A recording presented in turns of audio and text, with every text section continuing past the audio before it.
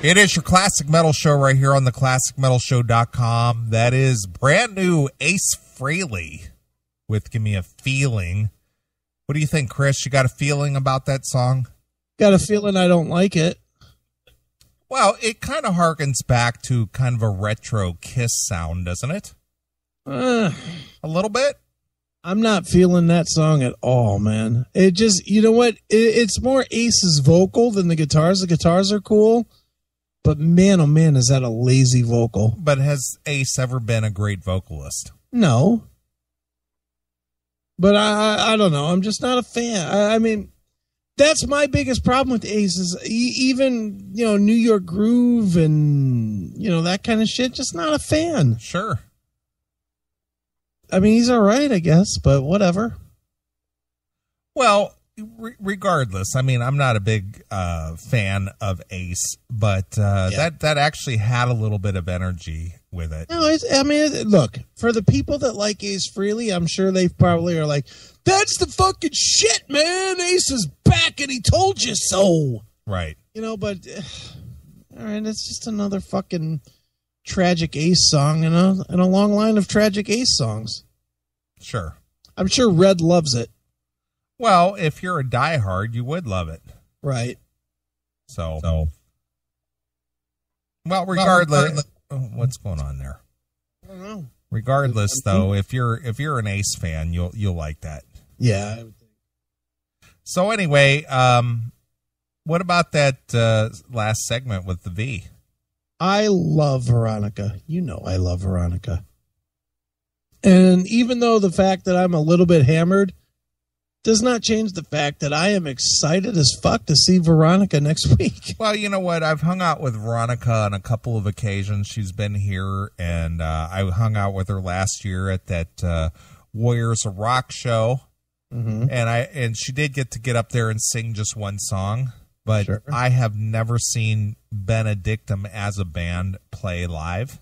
Are you excited about the invitation for us to sing? Dude, I'm excited to see the band, let alone get up on stage and just sing out the words bang. Are you gonna bang Veronica again? Come on, dude. Again. What do you mean again? Are you gonna bang Veronica again? Come on, stop it. All right, are you gonna bang Veronica for the first time again? Dude, come on. This girl runs scared of her for her life. Yeah, well, I don't want to see her get killed by fucking Himmler. Right. That's for sure. Sure. No, come on. Veronica is just, she's endeared to us. And I love Veronica. You know what? As much as we joke and we fucking fuck around about fucking her and all this stuff, I love Veronica. You know, she was on with us for an hour and a half. I don't doubt that. That was a good segment, right? That was a great segment. And you know as well as I do, dude. And this is the part of the show that people don't hear, so they just assume that we're these dirty fucking scum fucking pieces of shit, me and you, and more you than me with Veronica, but whatever. You and I both text and talk to Veronica constantly. All the time. All the time. Right. And Veronica, for as much as she questions my validity, she knows that I'm sincere when I say I can't wait to meet her. Sure. Because me and her talk. Look, even this segment that we just did here, who fucking instigated that? Well, you did. Honestly, who instigated it? You did, and I tried to call her. Yeah, you called her, but I texted her and got her fucking attention, and then she fucking came on. Well, you know, the thing is that she sometimes acts like she's all appalled that she's part of the show. Yeah. But secretly she loves it. Now, I have to ask you the question, though. Why did I not know about the Thunder Walrus and her before we fucking went after this guy? Well, we didn't really go after him. I think it was more a spontaneous thing. Well, that's true. Because there was nothing planned. I mean, planned. But did you know ahead of time that she knew this guy? Yeah, I did. I had no idea. That's how I knew of this guy.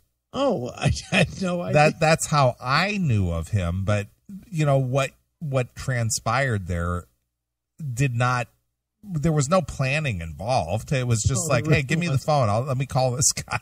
Well, it really was. It wasn't planned. It wasn't like, hey, Veronica knows this guy, and you should really give him a lot of, give him shit. No, it wasn't that. It wasn't that way at all. It was just like, no, hey, it was. I was laying on Mikey's couch, and you guys were like, "Go ahead, call him. Here's the phone number." But no, there was no pre-plan. No, there really wasn't. Nothing. No. But it's all good. And you've given this guy more exposure than he's had in his entire career. That's the whole thing. Probably true. Crazy caller. I am the crazy caller on the Thunder Walrus show. But you know what's really funny?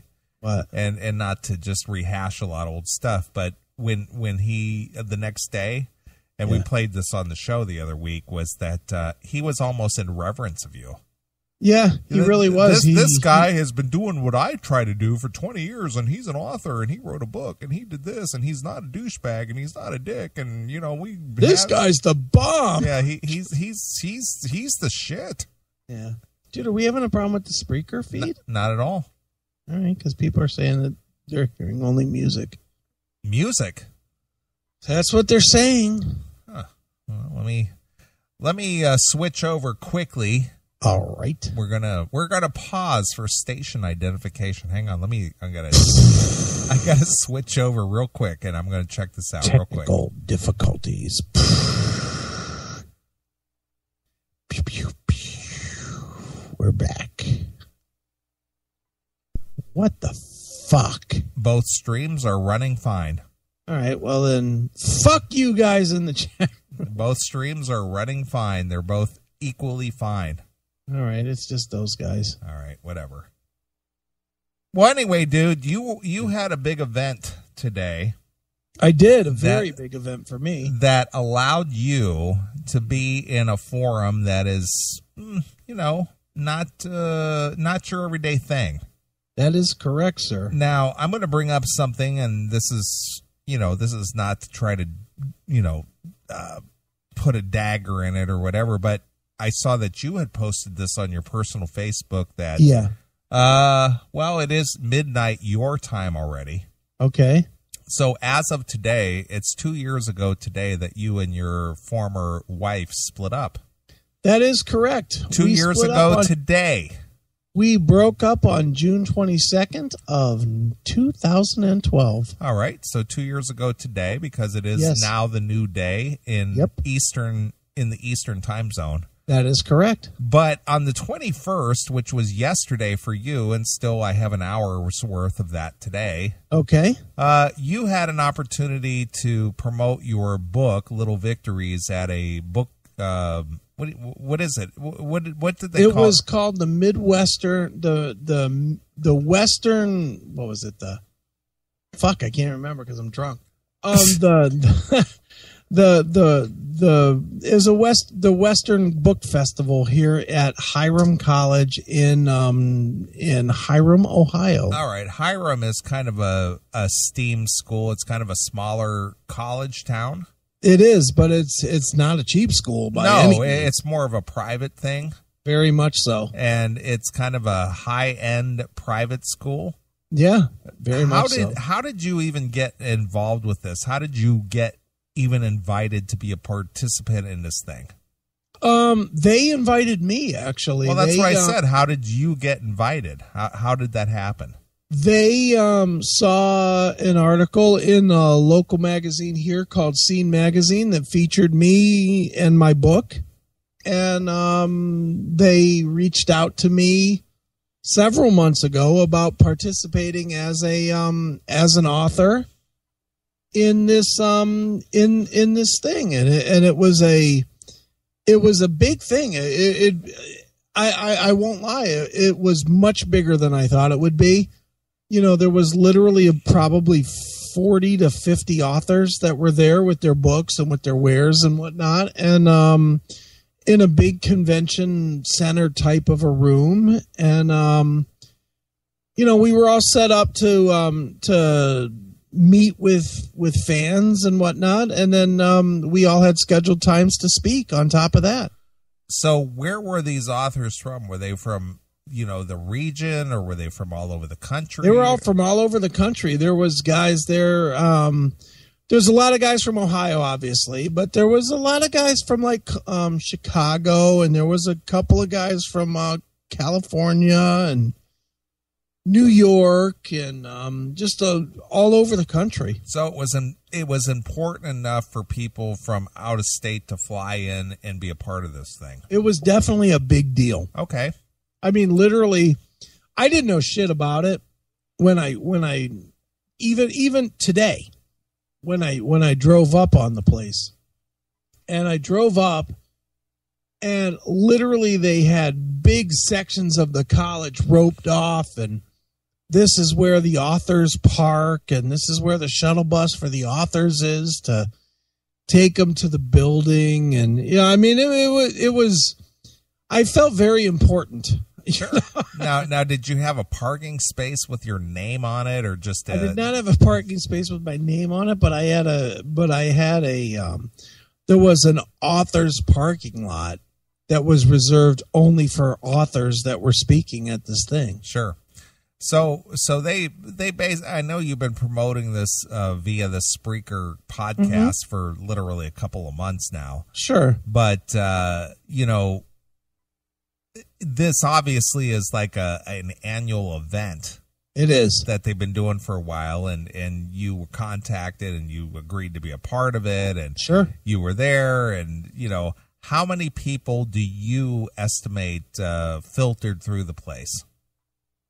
I was there from 10 o'clock in the morning until 1 o'clock in the afternoon. And if I had to guess, and this is strictly a guess, I would say 500 to 600 people. Okay. I mean, there was a constant flow of people coming up to my desk and talking to me and asking me about my book and, what have you. So there was a lot of people. I mean, it was not small. Okay. It was basically very big. Basically 200 an hour. Pretty much so, yeah. Okay. So what kind of people would you describe these people as being? Because, reading books today is kind of a lost, I don't even know how to describe it. I'm going to say it's a lost art because. No, it very much is. And you're right. And a lot of the people that were there were definitely not there to read what I wrote. There was easily 15 authors that wrote sci-fi, fucking offshoot shit of I don't know, that whole Lord of the Rings type of shit. Okay, just kind of fantasy. Yeah, fantasy. Ronnie James Dio style. Right. Dungeons, Dragons, that whole thing. Wizards and magic and. Right. And I was one of the very few. There was very few. I mean, on the website, it said there was a whole bunch of people that wrote nonfiction stuff, but I walked around the room myself, and almost everybody that was there representing was fiction-based and, a lot of that kind of stuff. So I was one of the very few that was in the room that wrote something factual. Okay. So how would you describe the people that came through there? Were they bookwormy people? Were they your average Joe? Were they older? Were they younger? Was it a mix? It was definitely a mix. There was a lot of kids because it's Hiram College. So you had a lot of college kids that were coming through, which really didn't help me any. But I had a lot of people that were like, I must have talked to 20 different people that were from various library systems in the state, that came up to me and they were like, tell me about your book and tell me how we could market this and could we, carry it in our library and this and that. There was a lot of that going on. There was a lot of people that were involved in the book industry that were there to talk to people like me to, find out if they wanted to carry my book. Sure. Mr. Scary in the chat room, J.S. Bannerin. nails and cocks, oozing scabs, and demonic angels. Yeah, well, I didn't see any J.S. Bannerman mentions there, but now he might have been in the corner writing a new chapter, and you probably just didn't realize it. Maybe I just didn't see him. So you mentioned, I read your Facebook post that that they had quote unquote purchased a bunch of your books via the Amazon. They did. They it was a weird thing because I didn't know how it was going to go. And they had told me in advance, they were like, bring books in case you need books. And so I was like, okay, so I brought a bunch of books with me, in case I needed some. And I didn't know what that meant. And I showed up and they had like 20 copies of my book on the desk. Oh, wow. And I was were you surprised to see that? I was stunned. I was like, fucking A, 20 copies of my book. I was like, man, I'm going to put these in my box. Sure. I'm going to steal these motherfuckers. Texas born and bred, mix of people that don't give a shit and people that barely give a fuck. Well, there's something to be said about that too, but that's okay. So did you sell many of those 20 books that they purchased through the Amazon? I sold not half, but almost half. Oh, so about 10 books, 9 books. Yeah, I think I sold 8. 8 or 9 books. I signed a bunch. Now, when you say you signed a bunch, you're saying that people brought them with them? Well, no, people were, the way this thing worked was that there was like a check. Honestly, it was crazy as far as I'm concerned because it was all on the honor system and they had like a checkout thing in the middle. Like you had to come up some stairs. And then there was a checkout thing right by the stairs, and then you could walk in or out at the stairs. And we all had copies of our book, and if they bought a copy of our book and we signed it, then they were supposed to go to the front, and instead of just going out, they're supposed to pay for their book. So I signed, people grabbed books from my table. And I sold, I had probably 8 people that grabbed books and they asked me to sign them and whatnot. So I signed a bunch of books and I'm assuming they bought them. I'm assuming they went up to the front and paid for them, but I don't know. Did you bring any books of your own? I did. I brought 7 copies of my book. So did you sell any of your personal stash because we weren't supposed to do that. When I brought mine in, they were like, only put those up if you sell out of your books. Okay, so if you sell out their amount of books, then you could offer your personal stash. Correct. Okay, got it. So what do you think they did with the 12 books that they didn't sell from the ones that they purchased? I don't know, but I sure hope that I get paid. So do you think they paid the full price from Amazon? Well, I have to think that they did. I mean, how else could they have them? I'm just asking you the question. I don't know. I don't know. And to be honest, I really haven't looked to see if books were sold or what. I don't care. I don't give a shit, dude. I mean, the reality is this, dude, and this is the honest to God's truth. And it's the same thing that I said fucking in January, the first time you and I talked about this book. I only wanted to sell 1 copy of this fucking book. Sure. And that was the book that I put on my shelf for me. Right. And I've done that. Okay. And everything else is a bonus. And, and it's funny because I sat next to this guy that's a real book author. This guy, James Renner, and you can look him up. He has a wiki page and everything. Not that that's fucking proof positive that he's real, but I mean, he has a wiki page. He's written several books. He writes about true crime shit, like, people that have been abducted and killed and serial killers and all that other shit. Right. And he's had one of his books that's been optioned to Warner Brothers to turn into a movie. And I mean, like, he's like a real author. Got it. And I sat next to this guy and I looked at what I've done and I was like, you know what? I'm not that far off. Sure. Honestly, I mean, I watched this guy, and there was a lot of people that came up to this guy, and they knew who he was and whatever, and that's cool, and good for him. That's his living. But, you know, I'm just some douchebag. And by me just being some douchebag, I still sold 900 fucking copies of this fucking dumb book. Right. And, you know, I was very, very, I don't even know how to put it, but I'll say this and it's going to sound fucking faggot, but whatever. It is what it is. I was very honored to be at this thing today. Well, it is an honor, dude. I mean, it is really an honor to be in the company of other quote unquote esteemed authors. It is. I mean, I'm douchebag that tells dick jokes that fucking people find funny, you know. And here I was being asked not only to show up at a major college, and for people that don't live here in Ohio, Hiram College is a major college. Yeah, it is. It's a higher end private college. It's the same as like Kent State or Ohio State, or don't you think? I mean, it's a private college. It's not. It's not a state college. It's a private college. It's like kind of like what Mikey's doing. Yeah, but it's big time. Sure, it is. And for them to ask it's like Oberlin. It really is.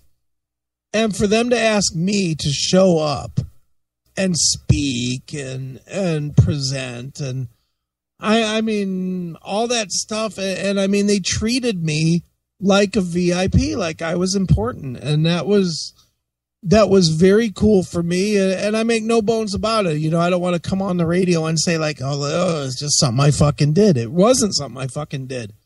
You know, 2 years after this fucking horrific fucking event in my life, here I am being asked to speak at a college about my achievements, and that was fucking major to me. Sure. It was very, very cool. Now, you did get to speak for, 20 minutes or a half hour? Yeah, I was supposed to speak for 20 minutes. I spoke for 20 minutes, and then I had probably 10 to 15 minutes after of questions that people had after my talk. And what did you speak about? How did you formulate your 20 minutes worth of speech and 10 minutes worth of questions? You know, this is where I'm such a lazy piece of shit.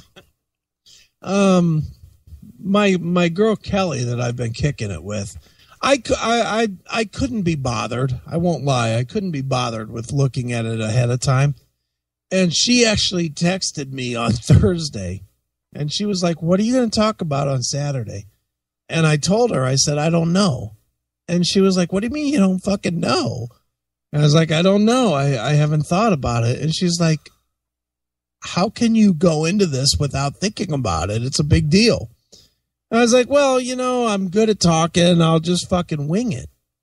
And she's like, "What do you mean you're going to wing it?" And I told her the truth. I was like, "You know what? I'm going to open this book to wherever the fuck it opens, and I'm going to read." You know, and that was honestly what I had planned to do, was just open the book 2 or 3 times and just read segments, and just wherever the fuck I landed was wherever I landed. You know how I am, dude. I don't think, maybe I'm wrong, but I don't think I'm especially thought out. Do you? No, you and I both do the same thing. We just wing it. You swing it. And if there's something I'm good at, it's talking. Sure. So for me, I didn't think it was that big of a reach. Right. So you just thought, okay, you know, I've done public speaking before. I've been on a public forum before. I do radio every weekend. I've done radio almost 20 years now. I'll just get up there and do what I do. And that's kind of what I thought. I was like, you know what? I talk to 15,000 people a week. Why the fuck would I plan? Sure. And that's honestly how I had thought. But my girl Kelly was like, "You're a fucking psychopath." She actually used that term? Yeah. She said like, psychopath? She was like, "You're a psychopath." Okay. And, you know, she takes care of me in that way of making sure that I don't just fucking do what I do and sabotage really good opportunities. And that was her point to me, was she's like, you know what, this is a really good opportunity for you. Do it right. And I was like, okay. And I was like, what do you think I should talk about? And she went through my book and she picked 2 or 3 segments that she thought were an opportunity for me to kind of lead, but not give too much away of the book. Sure. So I took what she gave me and I rolled with it. And that's kind of what I did, on the stage today. So in the end, after you got off stage, after doing your speech and taking questions, etc., what was your impression of how well you did? I thought it went really well. I'm not going to lie. This was the first time in easily 10 years that I was nervous. We were sitting like, I don't even know how to explain it, but like there was a big ballroom where everybody was sitting, all the authors were sitting. And then we had to go into a specific auditorium. There was 3 auditoriums where people would give speeches. And mine was the brown room. So I went to the brown room to give my speech. And literally I was sitting there outside of the brown room for a couple of minutes before it was my time to go in. And I was fucking nervous for the first time. And I swear to God, this was the first time that I had that.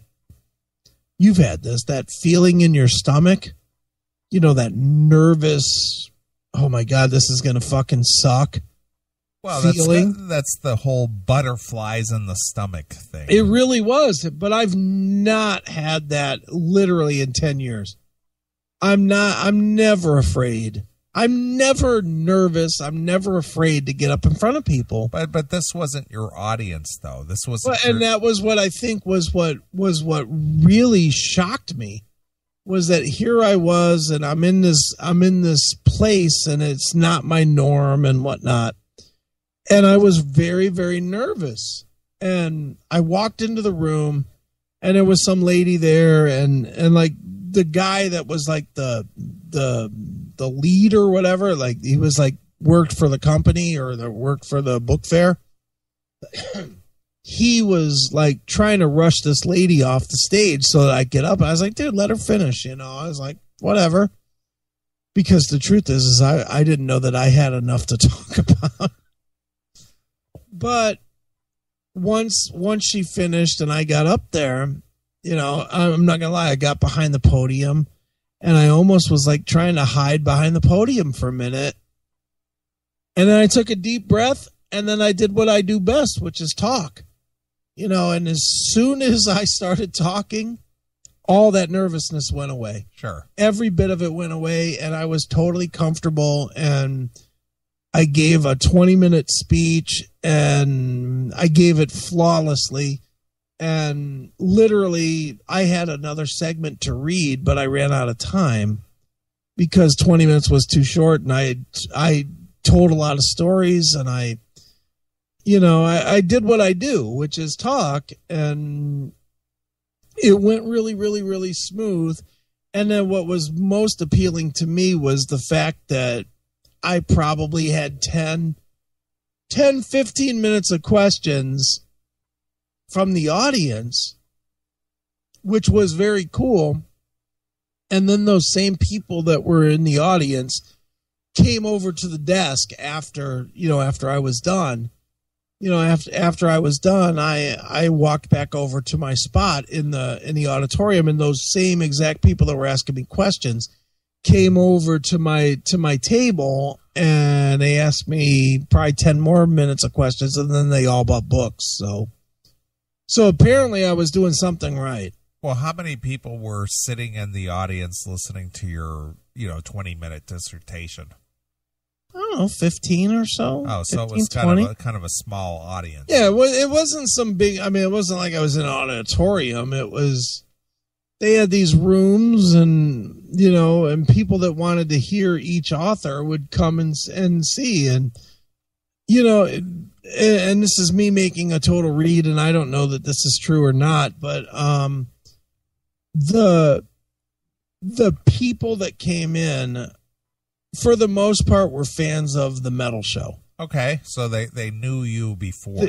They knew of me before, and they saw my name in the brochure as, you know, Shock Jock Radio guy and the metal show and the classic metal show and whatever. I didn't get any hail and kill type shit, and I didn't sign any fuck you pals on books, but the people that did buy books and had me sign them were definitely people that knew me from the radio or from, you know, some sort of public life. Sure. It seemed like. So they were local people that knew of you before. Yeah, I think so. Oh, that's good. Well, overall, after this experience, when you came away, what was your... Give me a summary of your thoughts. What were you thinking? Honestly, dude, it was one of those moments that you know, and I don't want to sound like a fucking faggot, but for me personally, it was one of those moments I'm going to take away and I'm always going to fucking cherish, man. It was, I don't even know how to explain it, but I didn't write this book for fucking notoriety. I didn't write it for, and I mean, you know this as well as anybody, because I mean, you even came here for the release party that I had with family and friends, Sure. and you heard me speak on this to the closest people in my life. And I was very clear that I didn't give a fuck if I sold 2 books.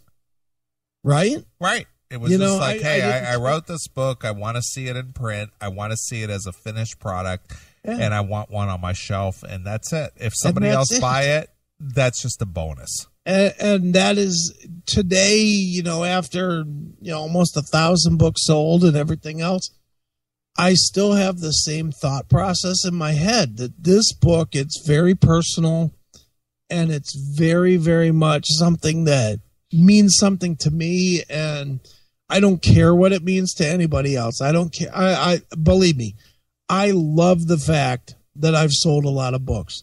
I love the fact that I have had so many fucking people, especially classic metal show fans, because let's be honest, the bulk of who's bought this book has been classic metal show fans. Sure they have. And I'm very thankful to every single one of the 900 plus people that listen to our dumb show that have bought this book. I am so thankful that people care, but I don't care as much as they do, I think. Well, but the thing is, you got to realize that when people buy this book, they feel as if they're buying a piece of you. I do feel that. And I'm very, very much humbled by that fact. You know, I mean, dude, in the book, I talk extensively about my core 9 people, you know, of which you are one of those people, you know, people that in my world mean more than other people, you know, that their thoughts about me mean something. And I think everybody has those people in their life.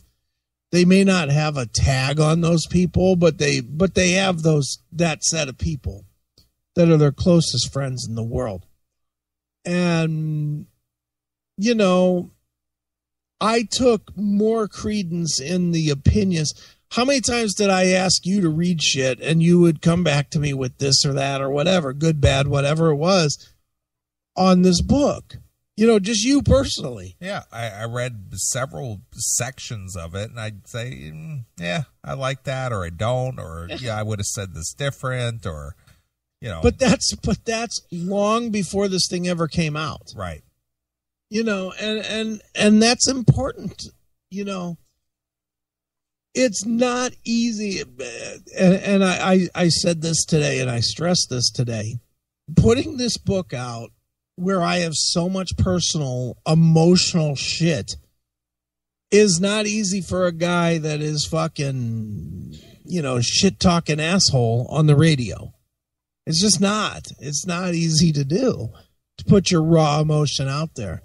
And what is very humbling to me, and I use the word humbling purposely, what's humbling to me is that people read it and they not necessarily get it, but they relate to it. Sure. They read it and they're like, fuck yeah, dude. I can't believe you wrote that shit, because when I went through my divorce, when my fucking mother died, when my dad died, when whatever happened to me, that's how I felt. And I couldn't say it to anybody. And that is, you know, I'll be honest. I thought I was past. I thought I was past the whole emotion of little victories, and then I did this thing today, and it brought a lot of that shit back. And, right. You know, but it brought it back in a good way, because I don't feel negative about any of it anymore, man. I don't feel negative about my divorce. I don't feel negative about where I am. I don't feel negative about the shit that I fucking shared that I probably shouldn't have shared with the public. Because I think that in the biggest picture, I'm better than I was before. And the only reason I'm better is because I didn't give a fuck if anybody cared. You know what I mean? Well, but the thing is that what you shared only meant something to you and you alone. That you know, that at the time that I wrote it, yes. Yeah.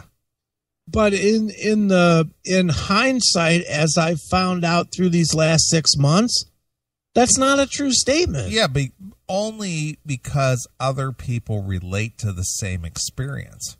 Well, that's true. That is true. But I mean, you're right. When I wrote this book, it was very much me and only me, and I didn't care.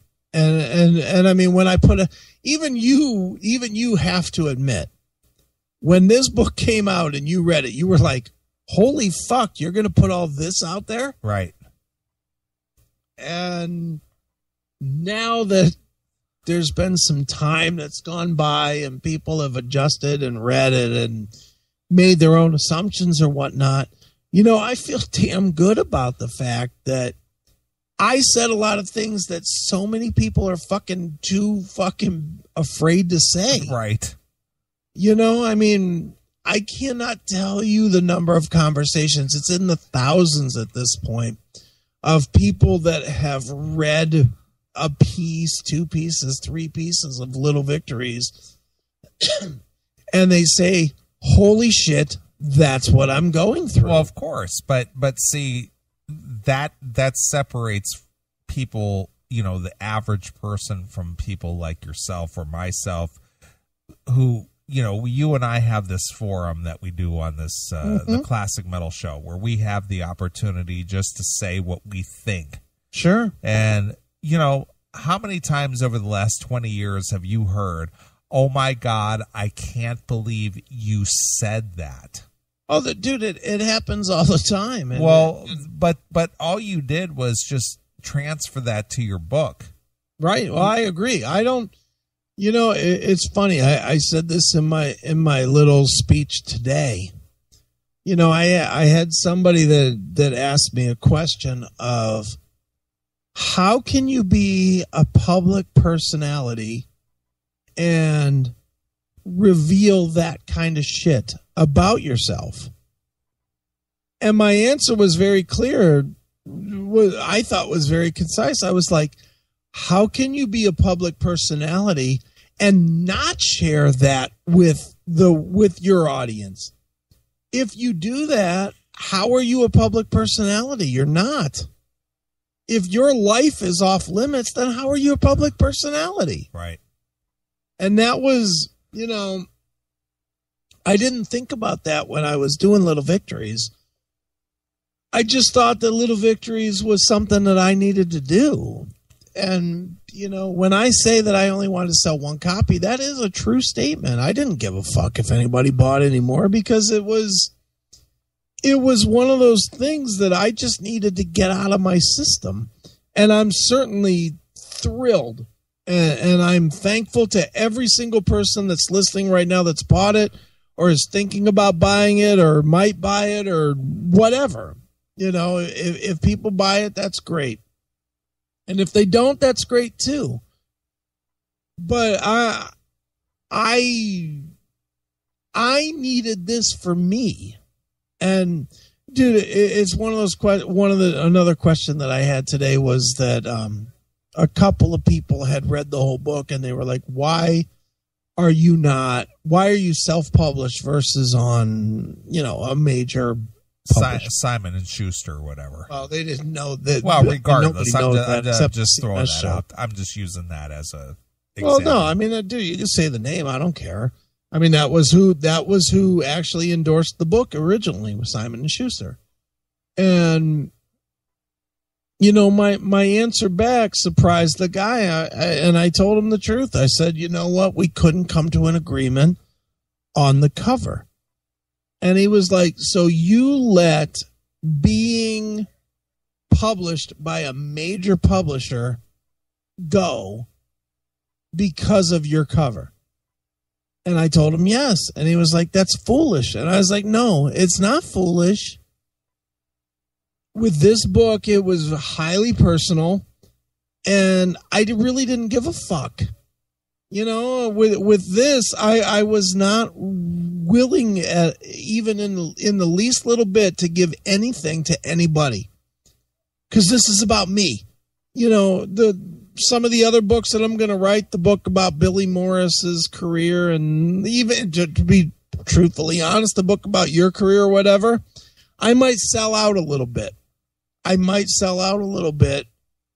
Because those books are not so unbelievably highly personal. And I mean, obviously with your book, that's your call. Sure. But, with Billy's book as an example, Billy's going to rely on me to do everything. Right. And I know that. And Billy's book is a fucking rock book. Sure it is. So with his book being a rock book, I might be willing to give Simon and Schuster or whatever publishing company, some leeway to publish it and do their own thing. But man, when it's personal, you don't want to, I mean, think about it in your own personal world, Neely. Let's just say tomorrow we're done with your book. Okay. Which obviously we haven't written a page of it, but sake of argument, tomorrow me and you finish your book and it's a fucking masterpiece. It's 15 times the book that Little Victories is. Okay. Right. It's still your book. So Simon and Schuster says to you, we're willing to put out your book. We're willing to give you X amount of dollars. We're willing to, whatever, promote it in these forums and blah, blah, blah. But you have to change X, Y, and Z. And I'm not expecting you with that random of a fucking thought to make a decision, but it would not be, my point is it would not be an easy decision. No, you'd have to sit there and think about it. Yeah, I mean, and that's it. And I mean, I'm not you, you're not me, but how, if there's anything you know about me, it's that money doesn't mean a fucking thing. Right. True? True. So if money doesn't mean a fucking thing to me, and I wanted this cover that I have for Little Victories, I think, I'll put it this way. Were you at all surprised that I gave the money back? No, because it wasn't about the money, and I understand that because, I and you collectively have been doing the Classic Metal Show for close to 20 years, and it's never been about the money. No, never. So I get that because I never got into this about the money. I did it because I did something because I enjoyed doing it. Right. And what's funny is that, I went into this book fair today and I watched people looking at my book. And people couldn't figure out what my fucking book was about from the cover. So in a way, in one sort of way, I 100% get why Simon and Schuster didn't want to deal with me. Sure.